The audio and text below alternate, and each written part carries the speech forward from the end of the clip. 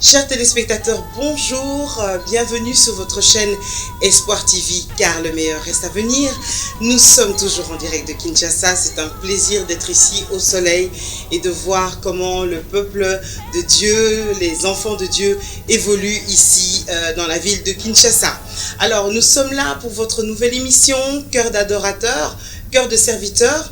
J'ai le plaisir de retrouver le pasteur Marcelo Jérémy Tounassi, que nous avons eu l'occasion de voir en Belgique lors de la sortie de son ouvrage Les stratégies face à la tentation. Il nous avait un peu expliqué de quoi il s'agissait.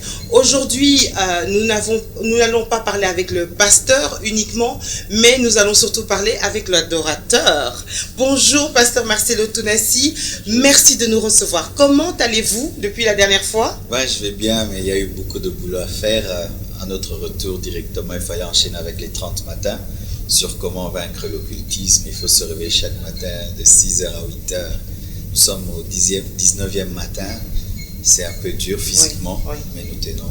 Alors, incroyable, je suis arrivée ce matin pour cette matinée de prière, plein à l'intérieur, à l'extérieur. Franchement, comment vous faites? Enfin, comment vous faites? Pas vous, mais... J'aime bien vos questions. Non, mais comment on fait pour faire en sorte que de 6h à 8h du matin, les gens soient là pendant 19 jours en train de prier? J'ai vu des jeunes, j'ai vu des plus âgés, j'ai vu des hommes et j'ai vu des femmes. Comment vous faites? J'aimerais dire vraiment ça, c'est Dieu. Parce que la première fois quand j'ai reçu l'inspiration de faire les 30 matins, j'ai dit à Dieu, si tu veux me faire échouer, dis-le-moi clairement. Waouh! La première fois, j'ai dit non, dis-moi si tu veux m'humilier, que tu veux m'humilier, parce que je ne vois pas le Congolais qui se réveillera pendant la saison sèche avec le froid, pendant 30 jours, et avec des thèmes toujours un peu trop spirituels. Et Dieu m'a dit, tu le fais. Ce sera le rendez-vous de mes amoureux. Fais-le. J'ai osé le faire. Et aujourd'hui, c'est devenu un mouvement de Dieu. Il y a même d'autres églises qui font la même chose. Vraiment, c'était de l'audace. Et ça continue à être de l'audace. Je compte sur Dieu, sur sa parole. Je lance mon filet. C'est tout. Première édition? C'est la première édition? Là, c'est, je crois, maintenant la 12e ou la 13e. D'accord. Alors, les impacts de ces matinées? Il y a quelqu'un qui m'a écrit sur Facebook, il a dit, pasteur, je me sens vacciné contre l'occultisme. Et c'est ça le but. Nous voulons que les gens soient vaccinés contre l'occultisme, que même dans 20 ans, quand ils seront tentés face à l'occultisme, qu'ils disent non. Et on n'est pas là pour leur dire seulement l'occultisme c'est mal. On leur donne des arguments bibliques, même scientifiques, spirituels, que l'occultisme est une mauvaise chose. Nous avons invité plus de 20 orateurs qui chacun, selon sa grâce, développe ce thème. Et vraiment, moi-même, je suis déjà très aguerri et je me dis, 6 mois déjà, je suis béni comme ça. C'est sûr qu'ils le sont aussi. Alors, avoir le message, c'est important, mais il faut aussi que ça soit accompagné d'une délivrance. Oui. Comment vous organisez ça pour que... Pendant les 30 matins, il y a une équipe qui fait la cure d'âme et qui prie donc jusqu'à 16h. Ils sont là pour prier pour les gens. Et après même les 30 matins, nous allons organiser des services de délivrance. Mais pendant les 30 matins, déjà, d'ailleurs vous avez vu avant l'émission, nous prions pour des gens. Donc on prêche et on enseigne, on prie, on fait tout au même moment. D'accord. Alors, l'adorateur, pasteur Marcelo, l'adoration c'est un mode de vie. D'abord j'aimerais vous demander, on va d'abord vous demander de vous présenter parce qu'il y a peut-être des gens, il y en a peut-être très peu qui ne vous connaissent pas, mais on va commencer quand même par une petite présentation, comme j'aime le faire. Qui êtes-vous? Moi, c'est le pasteur Marcelo Jérémy Tounassi. Je suis chrétien, je suis un enfant de Dieu, je suis prédicateur de l'évangile. Mon message, c'est le message de la sanctification. Je suis marié à une seule femme, sans l'intention d'ajouter de divorcer. J'ai 3 enfants que j'aime de tout mon cœur. Je suis un Congolais, je suis un fils de Dieu. Cela. Voilà. Alors, l'adoration... c'est quoi l'adoration selon vous, pasteur Marcelo? Quelle est votre définition de l'adoration? L'adoration, c'est exprimer ce que Dieu est. C'est pas dire ce que Dieu est. Parce que souvent nous disons que adorer, c'est dire ce que Dieu est. Mais alors le muet, il ne sait pas dire ce que Dieu est. Mais il peut exprimer ce que Dieu est. C'est exprimer ce que Dieu est. Mais l'adoration, c'est une vie. Ce n'est pas quelque temps dans le culte. Ce n'est pas le moment où le culte devient tout calme, la musique devient toute douce, on quitte le funk pour le slow. Non, c'est une vie où tu révèles que Dieu est ton maître, il est ton roi, il est ton époux, il est ton ami, il est tout pour toi. C'est une vie et c'est l'expression de ce que Dieu est. Comment devient-on un véritable adorateur? On devient un véritable adorateur par la connaissance de celui qu'on adore. C'est pourquoi la Bible dit que Dieu cherche des vrais adorateurs qui vont l'adorer en esprit et en vérité. Il faut la connaissance. Celui qui, pour lui, Dieu est petit, aura une petite adoration. Celui pour qui Dieu est tout-puissant, il va l'adorer comme le tout-puissant. Il faut une révélation de Dieu. C'est pourquoi dans la Bible, chaque fois que Dieu se révélait à un patriarche, un nom nouveau était attaché à Dieu. Parce que maintenant, il sait que Dieu est Jéhovah Jireh, Jéhovah Shikenu. Il faut une révélation de Dieu. Sans cela, il n'y a pas d'adoration. Ok, alors on va aller par étapes parce que ce sont des concepts importants, fondamentaux que vous êtes en train d'aborder là. Donc vous dites, c'est d'abord connaître Dieu. Je pense qu'aujourd'hui, beaucoup de gens, même après avoir passé des années dans l'église, ont du mal à connaître Dieu. Oui. Ils ne connaissent pas Dieu. Alors, pour ceux qui nous regardent et qui se disent, oui, mais pasteur Marcelo, comment on fait pour connaître Dieu? La connaissance de Dieu, c'est une grâce. C'est Dieu qui se révèle à vous. Vous pouvez lire tous les livres du monde. Vous pouvez lire la Bible de Genèse, Apocalypse. Si Dieu ne se révèle pas à vous, vous ne le connaîtrez pas. C'est une grâce. Voyez, Paul pensait servir Dieu alors qu'il le combattait Dieu. Il fallait que Dieu se révèle à lui et qu'il sache que celui qu'il combattait, c'était lui son Seigneur, Jésus-Christ de Nazareth. C'est pourquoi il faut que nous, qui connaissons Dieu, puissions prier pour que Dieu ouvre les yeux de ceux qui ne le connaissent pas. C'est pourquoi Paul, dans ses prières aux Éphésiens, dit que je prie que le Dieu de paix illumine les yeux de vos cœurs, afin que vous puissiez voir Christ dans toute sa splendeur. Donc c'est une grâce, la révélation. Il faut que Dieu te fasse grâce. Sinon ta connaissance de Dieu sera intellectuelle, mais pas spirituelle. Passer du temps dans sa présence. Oui, une fois que Dieu maintenant s'est révélé à vous par sa grâce, vous devez maintenant approfondir cette grâce qui vous a faite en passant du temps avec lui.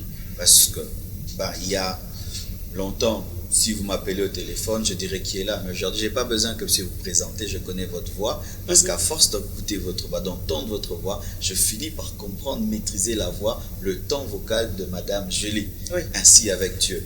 Plus on passe du temps avec lui, plus on apprend à le connaître et plus on sait l'adorer. Avant, je pensais que l'adorer, il fallait que je crie. Maintenant, je peux rester silencieux. Je peux me prosterner. Des fois seulement, je peux pleurer. Je sais que je l'ai adoré. Des fois même l'adorer, ce n'est même pas parler. Ce n'est même pas pleurer. Des fois, l'adorer, c'est dire non au péché. Oui, oui.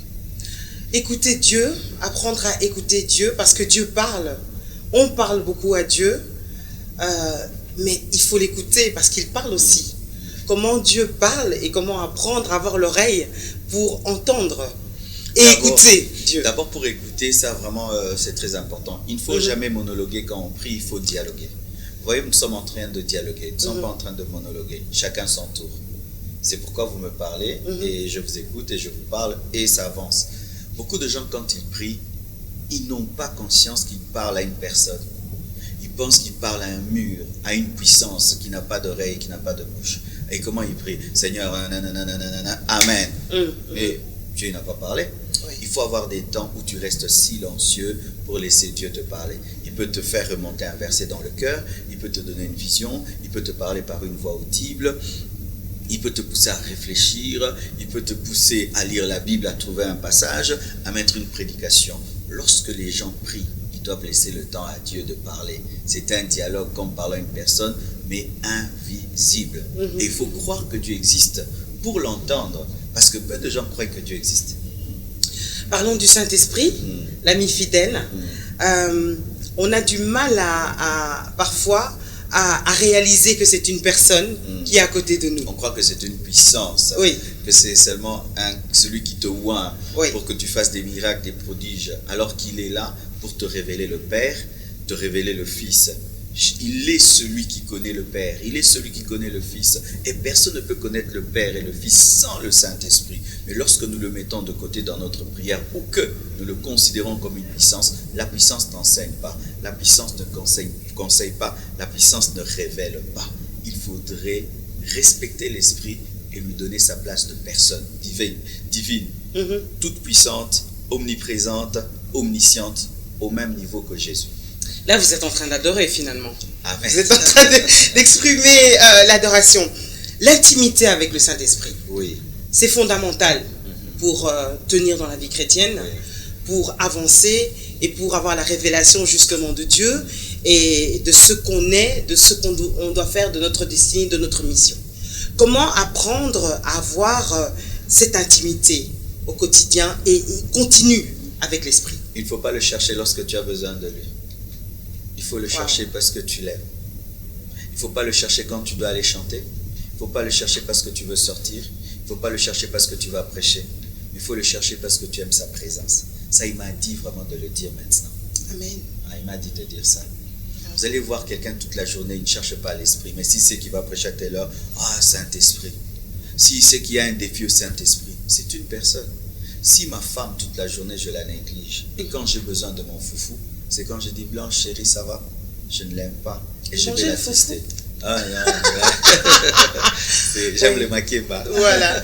Donc vous allez la quand j'ai besoin de quelque chose, c'est quand je la cherche, elle ne sera pas. Oui. Elle sera blessée parce que pour elle, elle est une servante.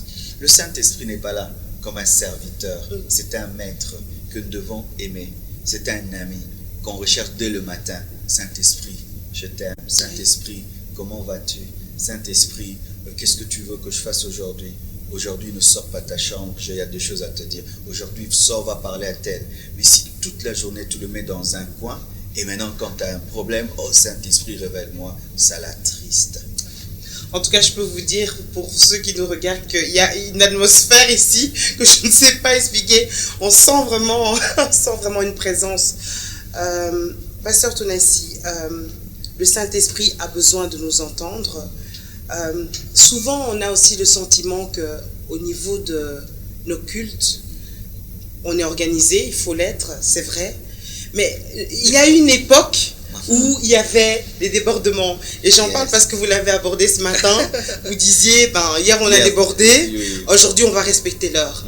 Est-ce que c'est pas quelque part l'attrister aussi de devoir à un moment donné, pour satisfaire les fidèles, d'avoir un timing? Est-ce que ça ne dérange pas le Saint-Esprit qu'on ait des timings?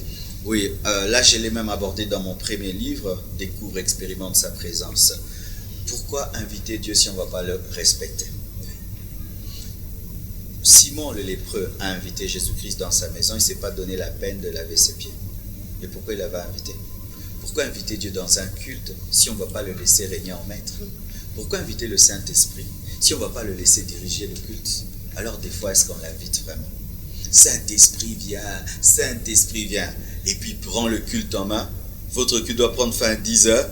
Vous sentez qu'il vous amène à 12 heures. Amen, amen. Mais pourquoi alors vous l'avez invité? C'est pourquoi prochainement, quand vous l'invitez, il n'agit pas. Il ne se manifeste pas. Ce n'est pas que le débordement est toujours du Saint-Esprit. Des fois, l'Esprit de Dieu respecte le temps. 8 heures, vous avez fini. Hier, qu'est-ce qui est arrivé? L'homme de Dieu a donné un message puissant. Mais jusqu'à 8 heures, c'était à l'heure où on doit arrêter le culte. Mais il y avait tellement de substance spirituelle dans le message qu'il fallait qu'on prie sur le message. On a voulu prier 5 minutes comme d'habitude et la gloire de Dieu tombait. Il fut un temps, je péchais. Dieu me disait, Dieu m'a enseigné quand même, m'a dit, quand tu arrêtes un culte que je n'ai pas arrêté, tu as péché. Wow. Alors maintenant, ici à l'église, ils savent que nous, on n'arrête pas les cultes. On n'arrête que le culte qui s'arrête. Quand un culte, on sent qu'il ne s'arrête pas, on dit aux gens, on ne peut pas arrêter ce culte. Celui qui doit rentrer à la maison, il rentre. Celui qui doit aller au boulot, qu'il aille. Mais nous, on reste. Et on reste. Même si on va rester à 10, on laisse l'Esprit de Dieu se mouvoir jusqu'au bout. Et puis après là, des fois même, quand je trouve que j'ai encore des rendez-vous au bureau, je ne dis même pas, mais j'entre au bureau, je les laisse. Et la chorale continue à jouer. Et celui-ci se lève, chacun son tour. Et puis le culte s'effrite comme ça. On n'est pas toujours obligé de finir des cultes de manière trop organisée. Là, c'était hier, le culte qui devait prendre fin à 8 heures, après fin à 10 heures. Mais aujourd'hui, après le message, j'ai senti dans mon esprit que c'était bon. Et j'ai arrêté. Mais si j'avais senti que l'esprit voulait continuer, on allait dire que ceux qui doivent partir partent, nous on continue. Et vraiment, c'est un principe qu'on a à l'église. Parce que des fois, certains cultes commencent à la fin. Oui, exactement. Laissez l'esprit agir. Oui. L'artiste adorateur. Alors, on va un peu essayer de définir aussi les termes. Là, je parle au chantre que vous êtes. Artiste. Est-ce que vous aimez cette expression lorsqu'on parle des chantres chrétiens, des artistes chrétiens? Ben oui, parce qu'ils sont artistes, il faut qu'on les appelle artistes. Si un chrétien peintre, il est peintre. Si l'architecte, il est architecte. Si les journalistes, il est journaliste. Mais ce qui vient avant l'artiste, c'est le fait d'être un adorateur. Alors c'est un adorateur artiste. C'est pas un artiste adorateur, c'est d'abord un adorateur artiste. Lorsque c'est l'artiste qui vient avant l'adoration, là c'est quand on tombe dans la cupidité, on tombe dans les compétitions, rivalités, où c'est le contrat qui prime sur l'esprit et tout le reste. Mais artiste, c'est normal, mais il faudrait que l'adorateur soit au-dessus. Alors, on va aller par étapes. Donc, artiste, parce qu'il exprime son art. Ok. Oui. Il est qualifié dans un certain domaine où il a été formé, qu'il a appris, donc il est artiste. Oui. Maintenant, souvent, lorsqu'on parle d'artiste, on pense artiste parce que monnayé, parce que salaire, parce que vente, etc. Métier. Alors, quels sont les conseils que vous pourriez donner en tant que chantre artiste par rapport à peut-être les artistes qui nous regardent pour rester un artiste chrétien et qu'on n'ait pas à un moment donné, qu'on ne confonde pas, que ça ne devienne pas du simple business? Déjà, je bénis Dieu parce que moi je ne vis pas de la musique. Alors vraiment l'album que j'ai sorti, c'est vraiment parce que j'ai des chansons que je sors et déjà j'ai dépensé plus d'argent que j'en ai reçu. Et pour l'instant, mon clip est sur internet gratuitement, alors qu'il m'a coûté beaucoup d'argent. J'étais au studio, j'ai payé de l'argent, mais mon clip est sur internet gratuitement. Il y a mes 3 chansons qui sont même sur mon application sur Android et sur App Store gratuitement. Et il y a même des gens qui m'ont appelé, mais pasteur, tu mets des trucs gratuits, mais lors de la vente, tu vas rater. Mais je leur dis, qui vous dit que moi je veux me faire de l'argent? C'est vrai, le CD sera vendu à un faible prix pour nous permettre de faire d'autres et d'autres et d'autres et d'autres, mais le but ce n'est pas l'argent. Qu'est-ce que je peux leur dire? Ils doivent avoir des églises. Le problème des artistes la plupart du temps, ils n'ont pas des églises. Ils font trop ce qu'on appelle entre guillemets le nzonzing spirituel. C'est-à-dire quoi? Ils chantent dans cette église, avant la parole, il est parti. Avant la parole, il est parti. Ce qui fait qu'il n'entend plus la parole. Il n'a pas un pasteur sous lequel il est soumis. Personne ne suit sa vie spirituelle. Personne ne l'enseigne. Ça fait que ses chansons deviennent creuses. De plus en plus, il n'y a pas d'onction parce qu'il n'y a pas de communion fraternelle. Il n'y a pas de suivi. Aussi, lorsque ton but quand tu chantes, c'est le cachet, du coup, l'onction de Dieu ne va pas couler sur toi parce que tu es dans la cupidité. Qu'est-ce que moi je demande aux artistes? Vous pouvez demander le transport parce qu'il y a tout un groupe qui doit se déplacer. On vous paye le transport parce que vous viendrez à 10 et vous chantez. Mais après avoir chanté, ne dites pas donnez-moi autant. Comme nous les prédicateurs, quand on prêche, on ne demande pas un cachet. On prêche. Si l'église te bénit, te bénit. Si l'église te dit pasteur, on n'a rien, il n'y a pas de problème. Je ne suis pas venu vendre la parole. Vous aussi ne venez pas vendre vos chansons. À moins que tu as ton CD, tu présentes ton CD, les gens, et ne le mettez pas à un très grand prix, les gens l'ont. Mais ce n'est pas qu'avant de venir chanter à l'église, il y a le paf, le cachet. Est-ce que ce n'est pas un copier-coller de ce qui se passe les Américains, voilà. Oui, c'est quand on suit les Américains en désordre. Et qu'est-ce que vous allez remarquer? Le premier album à l'onction, le deuxième de moins en moins, à la fin, il est oublié parce qu'il y a tellement de cupidité. D'autres demandent $5 000 et tout le reste. Mais vraiment, donc si une église est pauvre, vous ne viendrez pas. Là, il y a un pasteur qui est venu m'inviter au Brésil. Il dit, pasteur, quelles sont vos conditions? Sa tendance, c'est que je dise caché. J'ai dit, mes conditions, payez-moi le billet, payez-moi l'hôtel, c'est tout. Mais je n'ai pas que vous devez me donner $5 000 quand je prêche. Non, et si même vous ne me donnerez rien, tant mieux pour vous. Ce n'est pas pour ça que je viens. Il me regardait, il était étonné. Comme si, est-ce que c'est normal? Mais je me dis, mais combien vous voulez que je dise? Qu'est-ce que vous voulez que je vous dise? Servez Dieu, ne servez pas maman. Parce qu'on ne peut servir 2 maîtres à la fois. Aussi, ce n'est pas seulement le piège de l'argent chez les musiciens, c'est l'orgueil aussi. Parce que Satan aime beaucoup les musiciens, parce que lui-même c'est un musicien. L'orgueil, le fait que tu es devant. Vous voyez les clips, hein? Toutes ces lumières qu'on nous met dessus là. Les gens pensent qu'on vit dans un autre monde. Se prendre pour une star. Et oublier même qu'on est serviteur de Dieu. On pense qu'on est maintenant un musicien mondain.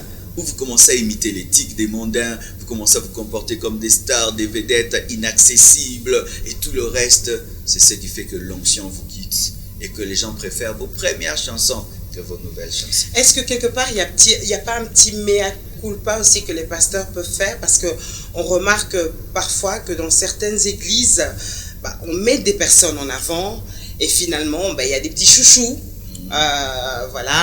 C'est souvent elle ou lui qui fait le lead et puis on est le petit chouchou du pasteur.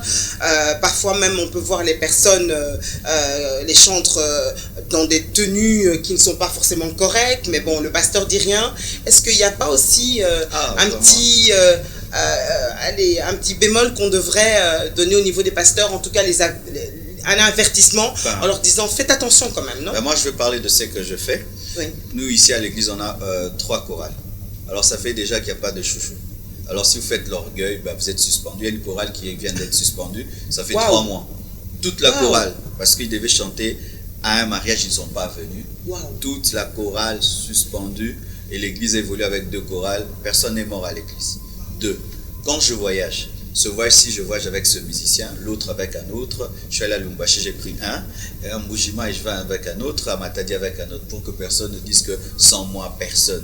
Et des fois, nous faisons des louanges, toute l'église sans la chorale. Et on chante mieux. Il y a l'onction, la gloire de Dieu. Où ils se rendent compte que sans eux, Dieu peut se manifester. Aussi, ici à l'église, vous avez remarqué, elle porte des pagnes. Parce qu'avant, c'était ça. Elle portait n'importe quoi. J'ai dit, vous vous mettez en pagne. Si vous refusez, tu ne chantes pas. Tu ne veux pas le pagne, tu t'assieds. Si c'est ta voix là qui fait que Dieu descende, alors qu'il ne descende pas. Alors il faut être dur avec eux parce que l'église c'est l'armée. Il faut être dur avec eux. Lorsque vous n'êtes pas dur avec les choristes, il y aura un mauvais habillement dans l'église. Parce que ce sont elles qui sont présentées en avant, ce sont elles qui vont influencer la mode de l'église. Alors si les choristes ne s'habillent pas bien, ne se coiffent pas bien, moi-même les coiffures, quand il y a trop de tralala, je te suspends que pour ça. Il y a quelqu'un à l'église qui ne veille que sur leur robe, sur leurs vêtements, qui te dit tu ne montes pas aujourd'hui, tu es mal habillé. C'est le frère le plus haï de l'église, mais que j'aime le plus. C'est un frère en plus? Oui, c'est celui que j'aime le plus aussi. Même pour les protocolaires. Donc ça, homme de Dieu, si vous ne veillez pas sur la qualité de vie et le vêtement de ceux qui passent devant, même si vous prêchez la sainteté, les fidèles ne font que ce qu'ils voient. Et puis ça les aide finalement. Mais non, ça les aide parce que ça leur permet de vivre dans la sainteté. Mais le mal est que certains s'habillent bien à l'église, mais à la maison, s'habillent n'importe comment. Là, c'est de l'hypocrisie. C'est-à-dire qu'elle a sa jupette avant l'église, elle entre dans les vestiaires, met le pagne et tout. Là, c'est de l'hypocrisie. Mais à notre niveau, nous faisons l'effort qu'elle soit des modèles et que les choristes ne tombent pas dans l'orgueil. L'encadrement des chantres, l'encadrement des musiciens, parce que ça c'est aussi un autre domaine et il y a souvent pas mal de soucis également avec les musiciens, le pianiste qui disparaît, etc. Quel est l'encadrement que vous conseillez, que vous-même vous appliquez ici dans l'église pour que les gens qui sont dans le domaine de l'adoration soient toujours à jour, qu'ils sachent exactement de quoi il s'agit, qu'ils soient enseignés? Une chose, ils doivent venir à l'église pas seulement pour chanter. Parce que par exemple, nous on a des jours, des permutations, c'est-à-dire tel culte, c'est tel chorale et puis tel autre. Mais quand ce n'est pas votre jour, vous devez venir à l'église pas pour chanter, mais pour être enseigné. De 2, lorsqu'ils commencent à faire entrer dans l'église des musiques qui sont mondaines, on les rappelle. On appelle les présidents, comme dernièrement. Il n'y a pas 2 mois. Je les ai invités, j'ai dit, vous commencez à nous jouer n'importe quoi. Là, ça ressemble le monde à l'église, ce n'est pas notre vision. Revenez à l'ancienne musique. Cette musique, on ne veut pas, où il y a trop de sébéné, trop de ding, on ne chante pas, il n'y a pas de paroles, bina, bina, bina, pumba, pumba. Je dis, non, non, non, je ne veux pas de cela. Je dis, d'ailleurs, frère, c'est toi qui as amené ça dans cette église. On ne veut pas ça. Là, vous voulez copier le monde. Il faut tout le temps les rappeler et ne pas avoir peur d'être dur. Et celui qui ne veut pas la formation, il s'en va. Parce que quand vous êtes trop compréhensif avec les musiciens, c'est quand on les tue. Il faut être dur avec eux, comme on est dur avec les prédicateurs sur la doctrine. Mais c'est vrai, c'est pas tout ce qui du coup change. Parce que dernièrement, il y a un groupe qui m'a appelé, ils doivent m'accompagner chanter quelque part. J'ai dit, vous venez, mais je ne veux pas vous maquiller trop. Je ne veux pas que vous maquillez comme vous maquillez d'habitude, parce que là, c'est pas bon. Et si telle sœur ne se maquille pas comme il se doit, eh ben, elle ne chante pas. Ah, rien que pour ça, oui, parce que pourquoi elle en met trop? Sans ça, elle peut vivre. Donc il faut vraiment les suivre tout le temps et il y a des responsables. Il faut établir sur eux des responsables, pas seulement qui ont du talent, mais qui ont de l'esprit et un pasteur qui les coordonne, qui le suit même quand les pasteurs les oublient. En fait, vous jouez le rôle de père, d'éducateur en fait. Il faut pas ce que les parents ne font plus. L'Église doit le faire finalement parce que c'est une question d'avenir, c'est pour le meilleur de l'avenir. Alors les jeunes, parce que c'est fou parce que encore une fois, vous attirez les jeunes malgré tout. Donc il ne faut pas forcément être trop cool. Oui, voilà, trop cool. Pour qu'ils viennent. Non. C'est pas. Les jeunes, ils ont soif de Dieu. Moi, j'étais dans le monde. J'aimais la musique. Hein. Donc moi, je me réveillais en musique, je dormais en musique. Et quand j'écoutais la musique, c'était à fond. Il fallait que les murs puissent vibrer. Ah oui, vraiment, quand j'allais dans une fête, c'était pour danser. Jusqu'à abîmer mes chaussures. Si tu me prêtes ta chaussure, quand je vais dans une fête, je te la ramène, la semelle d'un côté. Vraiment, c'était ça. On savait que Marcelo, c'était le danseur. Je faisais des chorégraphies. Vous dansez encore? Moi, j'ai grossi. Et oui, nous, les danses qu'on faisait dans le monde, alors on bougeait tout. Maintenant, quand tu es à l'église, tu ne veux pas scandaliser. Mais j'aimais la danse à niveau, le Smurf. Nous, c'était le temps du Smurf. Je faisais des chorégraphies. Je connais. Tout. Maintenant, je viens à l'église. Je vous vois me redonner ce que j'avais dans le monde. Mais moi, j'ai fui ça. Je viens retrouver ça. C'est vrai que moi, j'étais déçu quand je suis venu à l'église. Il y avait une très mauvaise musique. Côté qualité. Spirituellement, elle était bonne.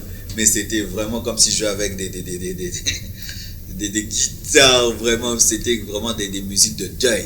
Et là, j'étais déçu. J'ai dit, c'est spirituel, mais il n'y a pas de bons studios. Mais aujourd'hui, il y a des bons studios, il y a des bons artistes dont on n'a pas imité le monde. C'est vrai que tous nous jouons la note do, ré, mais nous copions, ne faisons pas du copier-coller. Mais ce que j'aimerais dire, c'est que pasteur, vous n'avez pas besoin de mettre du Michael Jackson à l'église pour attirer l'église, les jeunes. Vous n'avez pas faire du rock'n'roll à l'église pour les attirer. Au contraire, vous ouvrez des portes aux démons dans l'église. Surtout aux États-Unis, c'est que je suis en train de voir. On joue Beyoncé à l'église, on joue Rihanna à l'église, et l'église danse. Mais vraiment, ça, c'est le monde, c'est de l'abomination. C'est de l'abomination. Ok. On résume tout cela. Une adoration en esprit et en vérité que le Père recherche. Oui. Quelle est cette adoration en quelques points, Pasteur Marcelo? C'est une adoration qui est centrée sur Dieu. Parce que des fois on appelle adoration, mais on est en train de demander. Je donne l'exemple d'une chanson. Oh, alléluia. Seigneur, souviens-toi de moi. Je suis fatigué. Seigneur, pense à moi, agis. C'est pas l'adoration. Il faut une adoration qui est centrée sur la personne de Dieu, dans laquelle nous oublions nos problèmes, nos besoins et nos demandes. Ça doit être une adoration fondée sur les Écritures, car des fois dans les chansons des musiciens, il y a des erreurs doctrinales. Vous entendez une chanson, mais bibliquement, elle n'est pas correcte. Vous entendez une chanson, il y a des bambangas. On est en train de vanter, de glorifier les gens au lieu d'adorer Dieu. Mais une chanson d'adoration, mais on cite les noms, Maman tel, tout commissaire, de trucs comme ça. Une adoration qui n'est centrée que sur Dieu, mais qui est aussi doctrinalement correcte et conduite par le Saint-Esprit, non pas par le désir de se mettre en avant. La louange, quelques mots quand même sur la louange, parce que vous êtes un chantre adorateur, mais également qui loue Dieu. On fait souvent la séparation entre les deux, mais non. La louange, c'est l'expression de ce que Dieu a fait.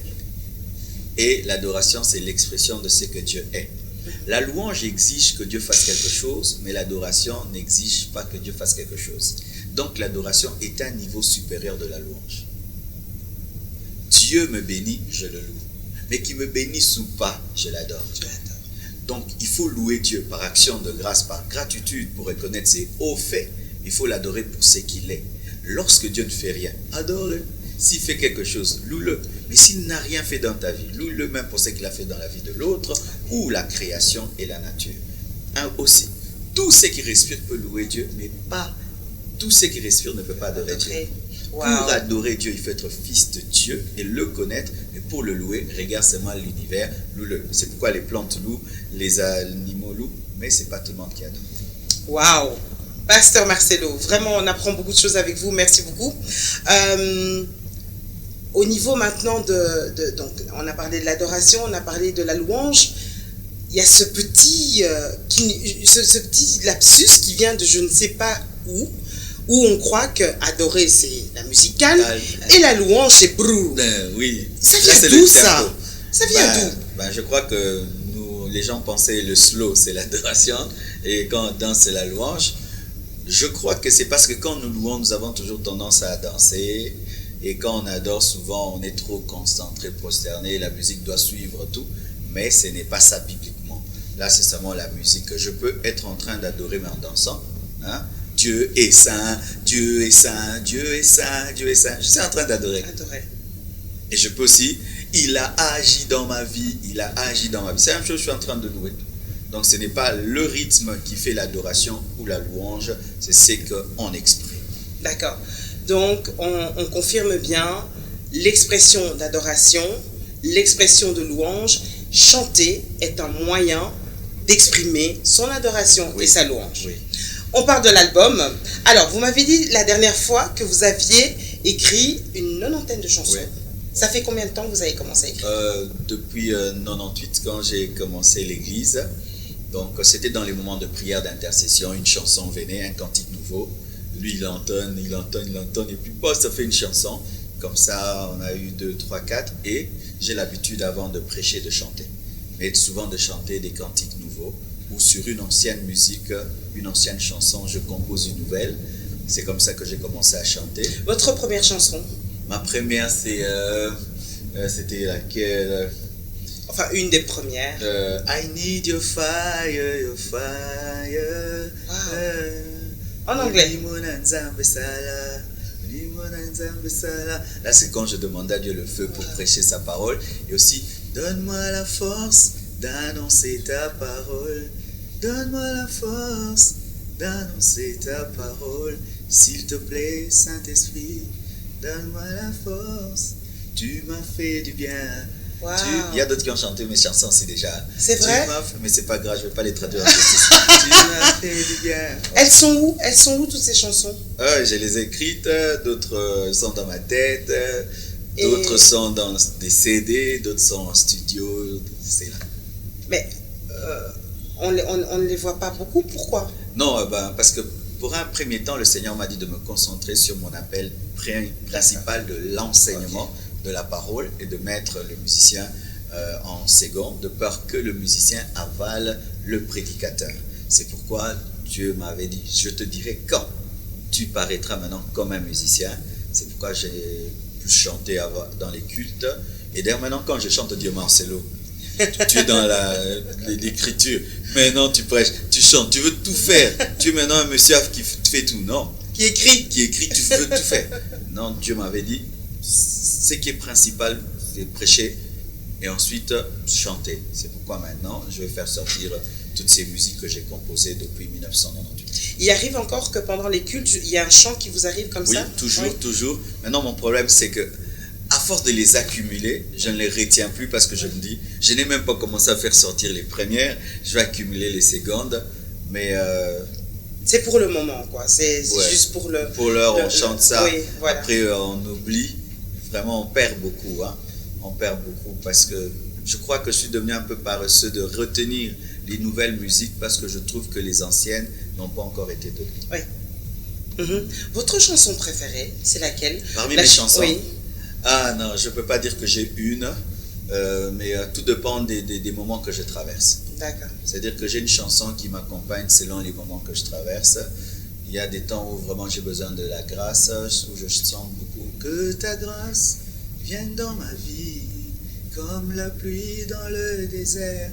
Mais il y a un temps aussi où je sens vraiment que Dieu me donne des victoires. Je chante Bamiko si. Je crois que vraiment les gens vont être étonnés.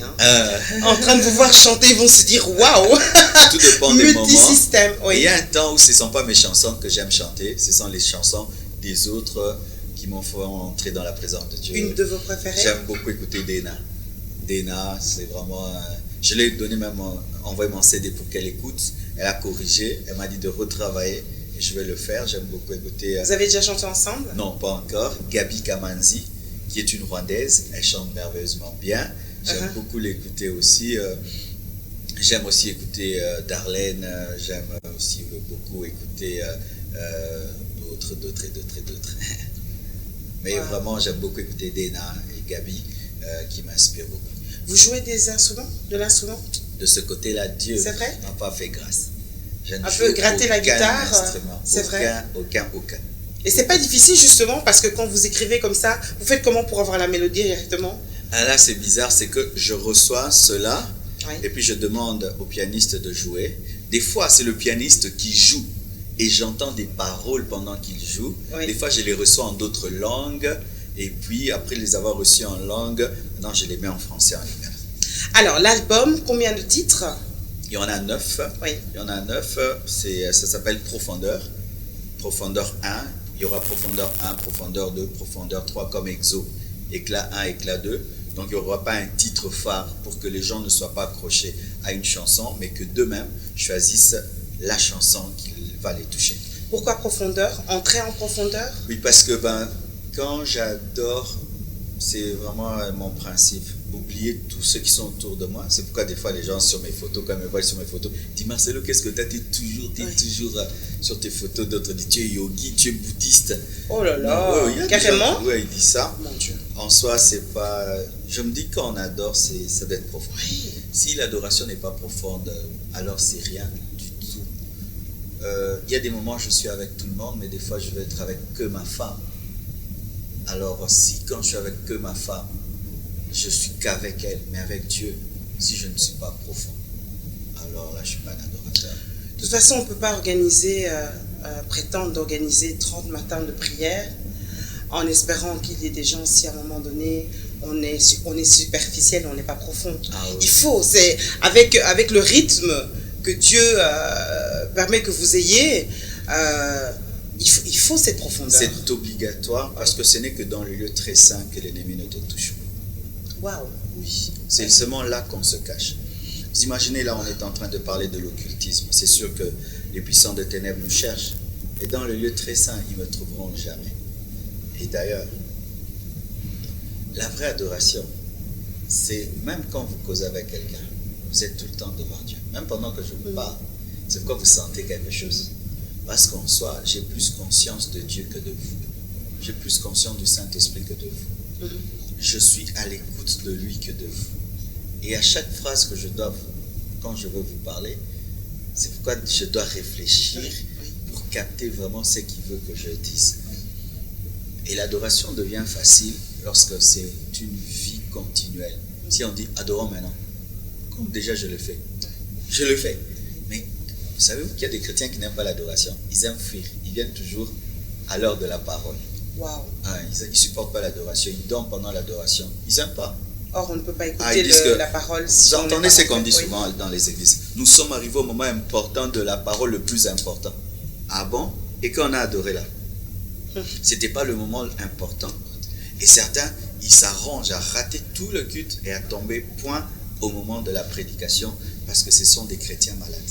D'ailleurs, en tant que prédicateur, c'est important le moment d'avant et ça peut aussi bien gâcher votre message, le moment de l'adoration que de... Hier, j'ai été prêcher quelque part. Oui. Alors, j'avais préparé un message. C'est un message spirituel et très scientifique, né pour gagner. C'est un enseignement que je donne et je démontre par la biologie la grandeur de Dieu. Les yeux, le cerveau de l'homme, les nerfs. J'explique des trucs un peu médical et tout là. Alors j'avais cet enseignement-là parce que le thème c'était ça. Quand je suis entré dans la salle et je les ai vus seulement adorer, j'ai compris que le niveau spirituel de cette église n'était pas très élevé et qu'ils n'allaient pas comprendre mon message. J'ai changé le message directement. Et même ma femme, quand on est entré, elle a dit « Ah, je connais ce message de Marcelo, est-ce que ce peuple comprendra ?»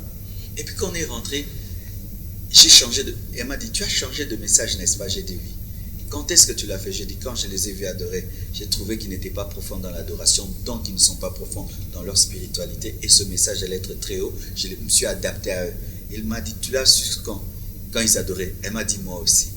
Donc le niveau, cher pasteur, quand vous invitez un orateur, vous pouvez être un homme de Dieu profond, Mais si l'adoration qui précède votre prédication n'est pas élevée, votre invité risque de croire que votre église est trop basse.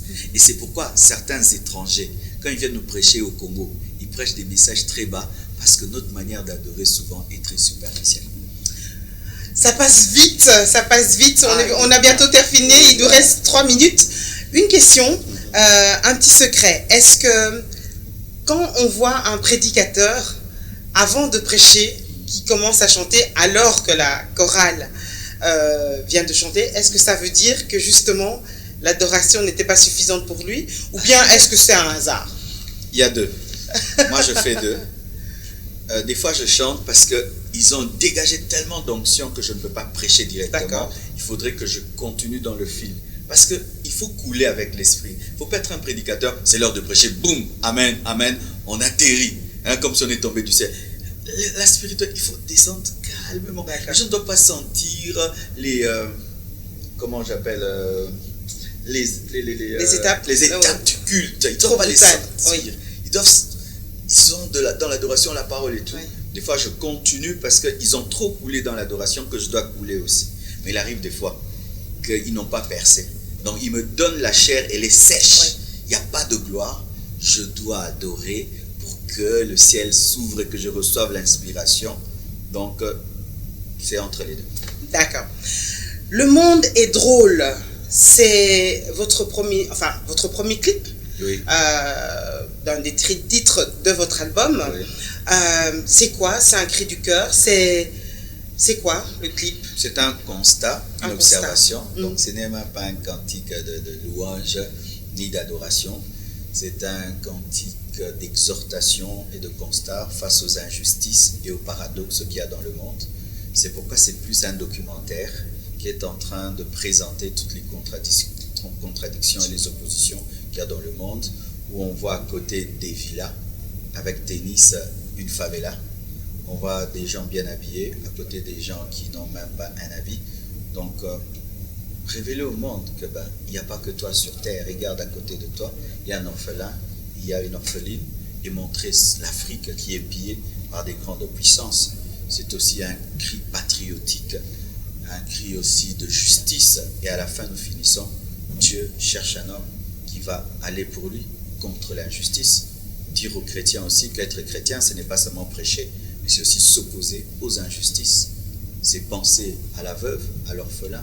Et nos églises ne doivent pas seulement opérer dans le spirituel, aussi dans le social, aider les pauvres à l'église, payer les études de ceux qui n'en ont pas, qui n'ont pas les moyens, donner le vêtement. Ça aussi, c'est la vraie religion.